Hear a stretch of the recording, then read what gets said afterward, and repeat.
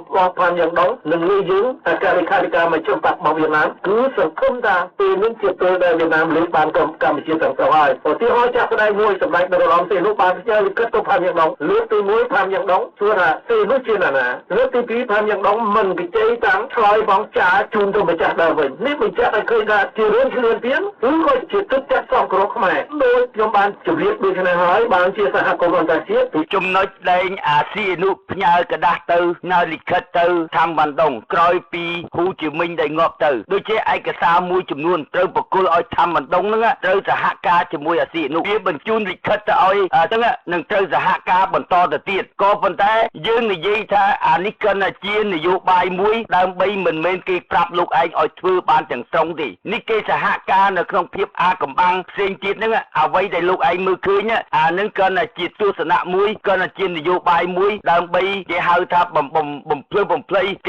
ทื่ออ้อยเสียนุอ้อยนึงทำบันดงนึงอัดเกิลเนี่ยโดยเฉพาะลูกไอกลุ่มอ้อยดาวในโยบายให้กลุ่มอ้อยหมดจังเบียบในยี่ท่าโอ้วิอัดตัวเกิลเสียนุตามการพิจารณานี่จีนในโยบายโรบอาเซียนุให้นึงสหการจมูกยูนนึงเบียดเพื่อจิตเธออัดเกิลเนี่ยตามการพิจารณาโยบายเบียดเตะตรงตั้งปีตาหมอตั้งปีฮูจิมินได้งวบเตอประกุลต่ออ้อยทำบันดงให้ปราบฮูจิมินจะเธอการโยบายยังไม่คลาดโดยเฉพาะลูกไอกลุ่มอ้อยหมดเธอดอกสาดังใบอ้อยท่าอาเซียนุนึงทำบันดงอัดเกิลเนี่ยลูกไอกลุ่มอ้อยปงไว้นโยบายดังใบไปจีบรัดอ้อยจีบรัดจับรอมแต่นโยบายลูกไอเนี่ยบานแต่บ่มเพลย์เหมือนนึกได้เพียบมวยจำนวนตะกี้อัดบานจับรอมดิแต่ลูกไอกลุ่มอ้อยบ่มเพลย์จมูกนึงเอียกลุ่มเสียงซอกยังปราบลูกไอใช่ปะด้วยนโยบายลูกไอเนี่ยลูกไอจังนี่ยีท่าโรเบียงทำบันดงให้นึงอาเซียนุอัดเกิลเนี่ยนี่จีนนโยบายตะกี้เพื่อดังใบบอกปราไปจีจิตขมายเนี่ยกลุ่มอ้อยจับรอมท่าอ้ออาเซียนุให้นึงทำบันดงเกิลเนี่ยตามกับเพื่อเบียสเกิลเนี่ยตั้งปีดาวด้วยจ้าฮูจิมินเนี่ยได้เจอการตุ่มเนี่ยตุ่มนงจมูกนึงอาเซียนุให้เจอปราบอาเซียนุเจอตุ่มเนี่ยตุ่มนงจมูกทำบันดงยังไม่ดังใบถือจีจอลนานโยบายเนื้อตามจีได้เนี่ยให้ไปได้บานรอบานตึกได้เนี่ยเจอบอกกูจะเอายุนยังไม่เจียดนี่จีนนโยบายได้เกลียบจอมได้บุญปรามจุ่มเฮียนมุนดูจะให้ลูกไอ้ก็มอยมาถือดังใบดอกซาอ้อยอาเซียนุอสอเนี่ยอะไรเนี่ยจีจุ่มเลยสำคัญนะยืงมือคืนจะเมียนเนี่ยนะดังจะอาเซียนุยาลิขิตเตอร์ดิใบจีลูกไอ้ดังจะกิฟยาลิขิตเตอร์ฉบับนะแต่ยังสู้ถ้าเบิกเมียนเพียบแดงไอ้จะช่วยเลือกช่วยตรงกลางอาศัยสหการจมูกปุยุนดังใบมอบ่มพลายขมายดิกลายได้ยาลิขิตเตอร์เนี่ยนะได้มือคืนในสมัยขมายกับหอมหนึ่งมีแต่ลูกไอ้ได้ดังปีเรื่องนโยบายอ่อนหนึ่งโดยใช้จุ่มเลยนั่งรวมเตียงสกามาเพียบถึงอ่อนนั่งอายุนทำมันต้องวิเมนจะปรับลูกไอ้จะอ๋อขยมจมูกซีนุกยมสเกิร์เนี่ยต่างไปได้ไม่ได้ลูกไอ้กุมันยิ่งเพลือลูกโดยใช้จุ่มเลยอ่อนนั่งลูกไอ้กุมอ้อยปงไว้เจ้านานโยบายดังใบกุมอ้อยไปจีบรัตโอซีนุกนั่งอัดได้สเกิร์ยูนดินั่งไงได้ลูกไอ้จอมบังหายไปตริสไออ่อนหนึ่งบางขยมนึกจับมันแทนเดียดแต่ประเทศใดเกสลายยุติธรเกี่ยนัดการบัญชีเกนังสนาลังเป็นลูกขยมโดยเจียในจามแต่เมียนกาพูดประดามกับมุกมวยโดยไตรเฟตีแบบสนาลังกับมวยข้อโดยสำหรับโดยรอมซีนุกแบบใบโรคจะรับมาสลายปัญหาวิบัตินโยบายหนึ่งว่าจะเมียนต่อประมายุในการบัญชีให้ก็บัตรยมปรับนึกนองสมัยหนึ่งเจ้าหน้าต่อสู้อ้อระยะปีประมาณชามที่ได้ลูกไอ้ดังดาที่เจ้าหน้าต่อสู้ในจีได้อ้อชามบางเปียลีชีวิตมนุษย์อ้อ30,000เนี่ยจุ่มนุ้ยองการทำพิจิตร10 ปีชามนึงลุยองการทำพิจิตรอ้อชนะจะเลยจุนเพียคลุนขมายโดยเฉพาะจุ่มน้อยนึงนโยบายเราเตอเกย์บรรจบไปเตอเกย์จุ่มรุ่ยเนี่ยเกย์เตอการเกย์บังคอมอายุนึงอ้อดอกเจงปีประเทศขมายเก็บบนเตือนเบอร์มันจังได้ให้ได้บางกิโยยูอันโจเตอร์มันเมนอาซีนุกเตอร์ดังได้จุ่มปรับลูกไอ้จุบาเลยนะกลุ่มอ้อยยูไอ้จังยูอาวัตมินบ่อาไลซีนุนึงยูเตอร์ยูมอดำก้าไงขยมปรับชนะมาปอนผมบุรุษอาซีนุนึงมันเมนสำลักขมายตุ้มแต่ระยะปีชนะมาปอนผมบุรุษใส่สมุยมาตัวหนึ่งชนะมาปอนผมบุรุษ73ดิมาตัว79ดิอาซีนุบนต่อสำลักขมายชนะ80 ปีมาซาเตียเธออ้อยจุ่มรุมจุนเพียคลุนข่าวดังนึงแต่โฆษณาแต่บอกปราจีบรักคลุนไอ้นึงมีจุ่มรุมมีเตี้ยมีไอ้เนื้อให้อ้อยบอมอุนเตอร์โดยเฉพาะไปจีบรักได้มีจุ่มเนื้อเตลืออาจได้เสียนุนึงอาจจะคิดตะกอสำหรับมันนึงเบาเตอร์ถึงยุคถึงไงอ้อยยับปีตะใบไข่ถึงร้อนตะใบกาไปจีบรักจบตะดาวกระไรได้อาเซียนุเตอร์นึงอดมีนถึงอดมีเตี้ยเคยจะดามชื่อกลอยมาอายุนพลาวงบไปจีจิตทำไมยังมันตอมมันตบโดยชาอาจจุ่มเนื้อเตลืออาจได้อ่อนหนึ่งบอลลูกไอ้มันดึงกระบาดดึงกับตุยได้นะลูกไอ้กุมอ้อยมันเลือกจังเลือกปีวิจมีนบ่อาจได้เสียนุนึงให้ได้ให้ลูกไอ้เนี่ยจีกรมกระบาดจิตมวยปวดนึงได้บ បាទខ្ញុំនឹងចាក់បន្តទៀតបាទប្រទេសដូចជាប្រទេសអូស្ត្រាលីក៏ប្រទេសបារាំងឬឥណ្ឌូនេស៊ីយកចំណុចទាំងអស់នេះដើម្បីសិក្សាហើយនឹងដាក់ឲ្យអង្គការសហប្រជាជាតិដើម្បីធ្វើការសម្រេចចិត្តថាតើយើងត្រូវដោះស្រាយប្រទេសកម្ពុជាដោយវិធីណាគឺមានតែវិធីឲ្យកម្ពុជាភាគីកម្ពុជាចរចាពេលនោះរដ្ឋកម្ពុជាខ្លួនឯងក៏ត្រូវតែទទួលស្គាល់ដែរថាបើវៀតណាមមិនទាន់ដាយសូវៀតមិនបរាជ័យកិច្ចព្រមព្រៀងទីក្រុងប៉ារីសក៏មិនអាចកើតឡើងដែរវៀតណាមខំកម្ពុជាជាប់មិនឡើងទេហើយអ្វីដែលសម្ដេចហ៊ុនសែនទៅចរចាជាមួយសម្ដេចសៀននោះគឺជាការបើកច្រករបស់វៀតណាមឲ្យទៅចរចាដើម្បីវៀតណាមជាកម្ពុជាមកវិញឲ្យវាស្រួលដល់ទៅឃើញមានតំណងក៏មកវាខ្មាស់ទេប៉ុន្តែជាការពិតគឺជាការបរាជ័យហើយបើសិនជាយើងគិតឲ្យត្រឹមត្រូវមកជាការបរាជ័យការទូតហើយការបរាជ័យយោធាប្រវៀតណាមមិនអាចកម្ចាត់អស់ពួកត្រីភាគីទេយ៉ាងណាក៏ដោយគឺខ្មែរក្រហមនៅតែកម្លាំងស្នូលផ្នែកយោធាហើយនឹងកម្លាំងពីរទៀតគឺកម្លាំងពុនសិពេចហើយនឹងកម្លាំងលោកតាសឹងសាននៅតែពុតផ្ដុំគ្នាដូច្នេះវៀតណាមពិចារណាថាតើយើងនៅពេលនេះសូវៀតដួលហើយវៀតណាមឈរជើងនៅកម្ពុជាដើម្បីច្រានចូលជំនួយអន្តរជាតិនិងខ្លាយខ្លួនជាប្រទេសឯកគ្រាន់តែជាមេទេនៅឥណ្ឌូចិនវាបានប្រយោជន៍អីបើយើងគិតពីភពទ្រព្យកម្ពុជាអាចចិញ្ចឹមវៀតណាមរួចទេអាចចិញ្ចឹមទ្រព្យវៀតណាមបានទេអាចចិញ្ចឹមប្រជាពលរដ្ឋវៀតណាមរួចទេវៀតណាមអាចអភិវឌ្ឍប្រទេសឲ្យរឹងមាំបានទេដូច្នេះវៀតណាមសន្និដ្ឋានថាបើសិនជាយើងនៅតែខំកម្ពុជាមិនឡើងយើងមិនដកចេញពីកម្ពុជាទេប្រទេសវៀតណាមទៅជាប្រទេសឯកហើយសេដ្ឋកិច្ចវៀតណាមកាន់តែដួលបន្តិចម្ដងរហូតដល់ងើបឡើងរួចមកការសន្និដ្ឋានរបស់មជ្ឈិមបកវៀតណាមដូចនេះហើយបានអនុញ្ញាតឲ្យកម្ពុជារដ្ឋកម្ពុជានឹងចរចាជាមួយសម្ដេចសៀននោះហើយឈានទៅដល់មានកិច្ចព្រមព្រៀងទីក្រុងប៉ារីសមួយកើតឡើងដែលក្នុងនោះខ្ញុំប្រាប់លោកឯងឲ្យច្បាស់លាស់កុំឲ្យលោកឯងនិយាយថាមើលតែអាយុនឹងអស្ចារ្យណាស់ខ្ញុំប្រាប់នៅក្នុងសម័យកាលនឹងមិនមែនអាស៊ីនុទៅប្តឹងទេចលនាត្រីភាគីដែលមានកម្លាំងធំជាងគេគឺកម្លាំងខ្មែរក្រហមចលនាតស៊ូទាំងអស់បើគ្មានកម្លាំងខ្មែរក្រហមទេចលនាងើបមិនអាចរួចទេពីព្រោះយើងអត់មានសពាវុធដែលខាងណាមកជួយទេមានតែខាងចិនដែលធ្វើតែជំនួយទៅឲ្យខ្មែរក្រហមហ្នឹងបានរំលែកសពាវុធមួយចំនួនហ្នឹងបានមកឲ្យដូចយើងនិយាយថា100%ក្នុង100%ហ្នឹង50%ខ្មែរក្រហមវាដកយល់សពាវុធណាវាទុក50%ចែកចេញជា2ឲ្យខាងលោកសឿនសាន35% ហើយនឹងអាស៊ីនុបានតែ15%ទេពីព្រោះកម្លាំងអាស៊ីនុនឹងគឺជន់ខ្សោយគឺអត់មានកម្លាំងប្រមាណទេពីព្រោះគេដឹងថាមនុស្សនឹងជាមនុស្សតែជន់ក្បត់ជាតិគេមិនដែលទៅរួមសហការជាមួយទេដូចជាចំណុចហ្នឹងលោកឯងបើនិយាយមិនដឹងក្បាលដឹងកន្ទុយទេហើយលោកឯងចង់និយាយពីបញ្ហាពីរឿងទ្រព្យយើងនិយាយពីមាតុភូមិរបស់ខ្មែររឿងទឹកដីខ្មែរក្នុងពិភពលោកគ្មានអ្នកណាដែលល្អដូចស្រុកខ្មែរយើងទេខ្មែរយើងបើយើងនិយាយពីធនធានណាយើងនិយាយពីស្អីក៏យើងមានយើងនិយាយពីផ្នែកកសិកម្មផ្នែកខាងទិន្នផលយើងមានគ្រប់បំណែកស្រូវណាយើងអាចចិញ្ចឹមដល់យើងនិយាយពីឲ្យចំទៅយើងអាចចិញ្ចឹមបានដល់ស្រុកយួនទៀតមិនមែនមិនអាចចិញ្ចឹមបានទេលោកឯងកុំមកនិយាយលប់នោះហើយបញ្ហាយើងនិយាយពីមច្ឆជាតិយើងនិយាយពីរ៉ែយើងនិយាយពីជីវភាពដែលប្រជាពលរដ្ឋរស់នៅយើងហៅថាដែលមានសម្បត្តិមហាសាលក៏ប៉ុន្តែអ្វីដែលខ្មែរយើងចាញ់ដោយសារអាស៊ីអនុហ្នឹងដែលវាជាជនក្បត់ជាតិហើយលោកឯងកុំភ្លេចថាហេតុអីបានយួនវាសុកចិត្តដកមិនវាមានចំណុចពីរដែលវាត្រូវដកទី1វានៅតែឈ្នះទៅលើខ្មែរយើងជាដរាបពីព្រោះវាមានចារកិច្ចដែលបំរើយួនសម្រាប់ខ្មែរហ្នឹងគឺអាស៊ីអនុដូច្នេះសហការហ្នឹងបន្តពីអាហ៊ូជីមិញមកហើយចូលចំណុចទី2បើសិនជាអាយួនមិនព្រមដកមិនមែនត្រូវការអន់ខ្សោយស្អីណាពីសូវៀតឯណាលិចលប់ដូចលោកឯងមកនិយាយអាក្បួនឈូតហ្នឹងទេបញ្ហាហ្នឹងត្រូវការអំណាចរបស់អន្តរជាតិគេមាន UN គេខ្លាំងណាស់ហើយបើសិនជាយួនហ្នឹងសាកមើលទៅគេមិនសូម្បីតែសូវៀតទៅឈ្លានពានប្រទេសមួយទៀតហ្នឹងឈ្លានពានតែ7ថ្ងៃឲ្យ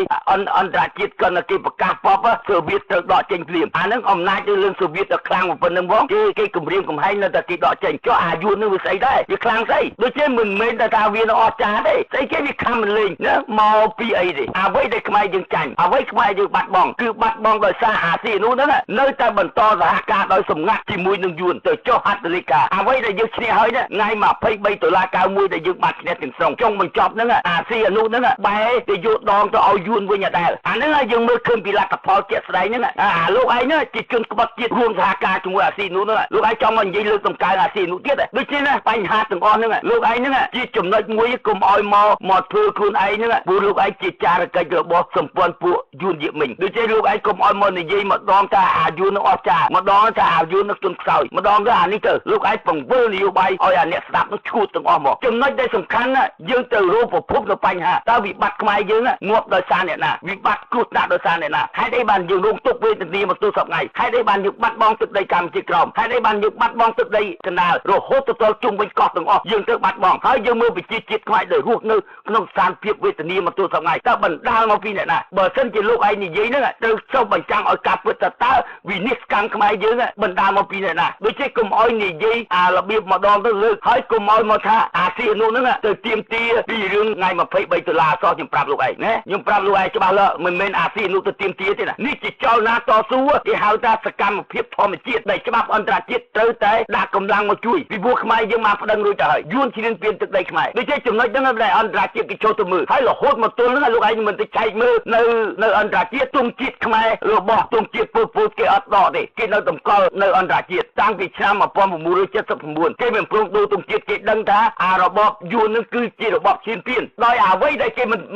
ព្រមជួយខ្មែរដោយសារមានអាស៊ីនោះហ្នឹងនៅរៀនផ្ទះរបូតអាហ្នឹងហើយដែលយើងជួបនៅវិនិច្ឆ័យកម្មអស់ហ្នឹងនេះខ្ញុំប្រាប់លោកឯងបាទខ្ញុំបញ្ជាក់បន្ថែមទៀតជាទៅពឹងពាក់នេះមិនមែនជាការពឹងពាក់ទេទៅស្នើឲ្យប្រទេសហត្ថលេខីនៃកិច្ចព្រមព្រៀងទីក្រុងប៉ារីសឲ្យយល់អំពីស្ថានភាពបច្ចុប្បន្នរបស់កម្ពុជាថានឹងដើរខុសពីកន្លងដែលយើងបានព្រមព្រៀងនៅទីក្រុងប៉ារីសនៅចំណុចទី1គឺកម្ពុជាបានសន្យាជាមួយសហគមន៍អន្តរជាតិថានឹងអនុវត្តទៅតាមរបបប្រជាធិបតេយ្យសេរីពហុបកនេះចំណុច1ចំណុចទី2កម្ពុជាបានសន្យាថាដើរតាមនឹងគោរពប្រតិបត្តិជាដាច់ខាតទៅលើគោលការណ៍សិទ្ធិមនុស្សមានសិទ្ធិជាមូលដ្ឋានក្នុងនោះគឺសិទ្ធិបរិបទនិងសិទ្ធិនយោបាយត្រូវបានរំលោភដោយការបោះឆ្នោតដូច្នេះគណៈបក្សសង្គ្រោះជាតិទៅរំលោភដើម្បីឲ្យប្រទេសទាំងនោះពិចារណាឡើងហើយជួយធ្វើអន្តរាគមន៍យើងទៅរំលោភប្រទេសហត្ថលេខីដែលជាប់កិច្ចសន្យាជាមួយយើងព្រោះប្រទេសហត្ថលេខីទាំងអស់នោះហើយមានកាតព្វកិច្ចជួយកម្ពុជាលើចំណុចខ្ញុំ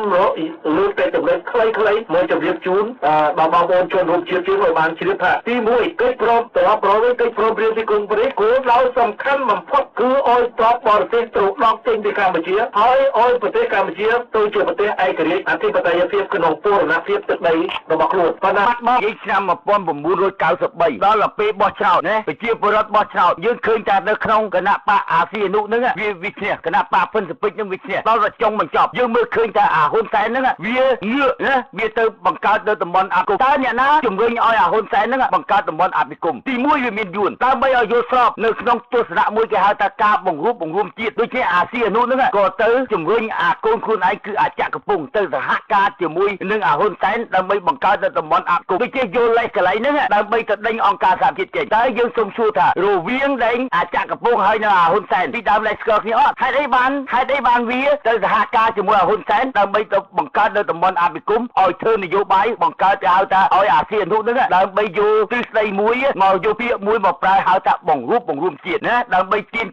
ទារនៅកិច្ចជានុភាពអស់ហ្នឹងការខ្លួនឯងនឹងអស់ចាយើងមើលឃើញសកម្មភាពនយោបាយនៅពេលហ្នឹងសូម្បីតែខ្មែរក្រហមអត់ទាន់បានចូលរួមទេហើយអ្នកណាដែលដើម្បីយកចំណុចហ្នឹងខ្លាចអង្គការសហជីវជាតិដែលដឹងរឿងនៅភាពអាស្រូវរបស់ខ្លួនឯងតែសហការជាមួយនឹងយួនដើម្បីចំណុចអស់ហ្នឹង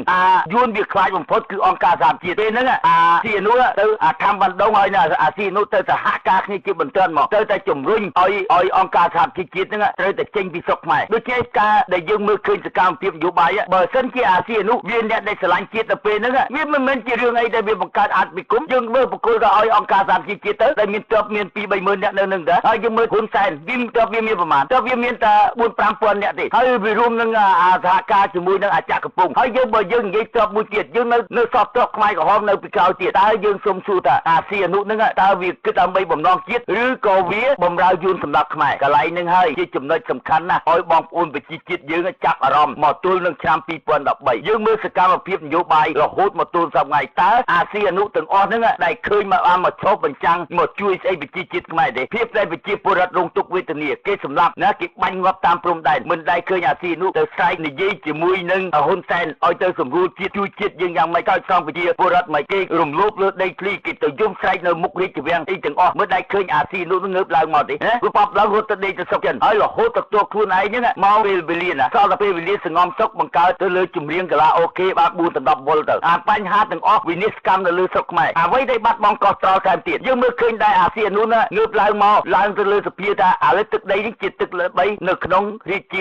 អាណាចក្រនៅជារាជាអាណាចក្រកម្ពុជាដូចជាទូនាទីស្ដេចហ្នឹងត្រូវតែរឿងហត្ថលេខាមិនហត្ថលេខាវាស្ថិតនៅលើស្ដេចដីអនុញ្ញាតឲ្យទឹកដីទៅលើអ្នកណាតែចង់បញ្ចប់ខ្លួនឯងដោះយកតគូរួចខ្លួនហើយឲ្យហ៊ុនសែនធ្វើទាំងស្រុងណាចុះសទ្ធិសញ្ញាបន្ថែមរបូតមិនដែលឃើញអាស៊ីអានុថាទៅទាមទារយកទឹកដីណាមួយមកអត់ដែលឃើញងើបយើងយកទៅតាំងពីឆ្នាំ1941ណា49កម្ពុជាក្រោមយួនយោមិនដែលឃើញអាស៊ីអានុទៅទាមទារណាបែរជាព្រះវិហារគាត់ទៅជាសំណាក់មួយនៅព្រំដែនសៀមចង់ឯងបង្កើតកិច្ចជានុភាពទៅទាមទារសុំសួរថាយើងយកច្បាប់អីទៅទាមទារមិនបាន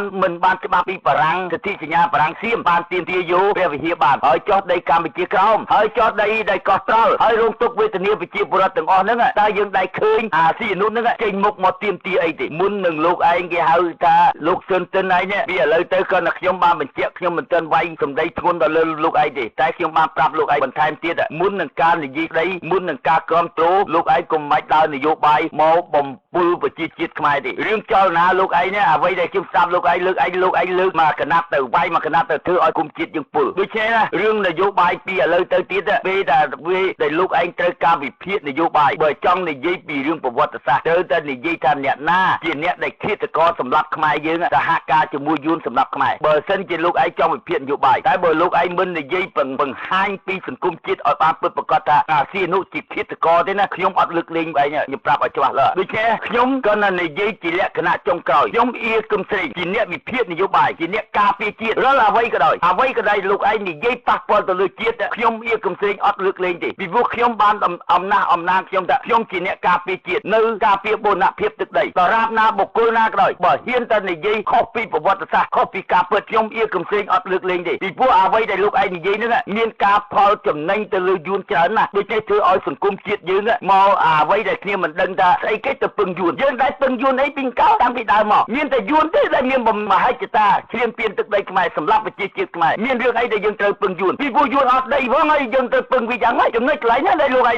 ទៅនិយាយច្បាស់លាស់កុំឲ្យយកអាពាក្យប្រហៅតែពឹងពាក្យហ្នឹងយកមកប្រើណាដូច្នេះណាខ្ញុំអៀកឹមសេងទូរស័ព្ទ61 403 502 400កូដកែកឹមសេងអៀ59បើសិនជាលោកឯងមិនសុខចិត្តឬក៏ចង់ដឹងនៅចំណុចណាមួយអាចទំនាក់ទំនងខ្ញុំបានទាំងផ្លូវច្បាប់ទាំងផ្លូវវាចាព្រមតែសមត្ថភាពគេហៅថាសម្ព័ន្ធជាមិត្តលោកឯងខ្ញុំអាចទទួលបានគ្រប់ពេលបាទអរគុណ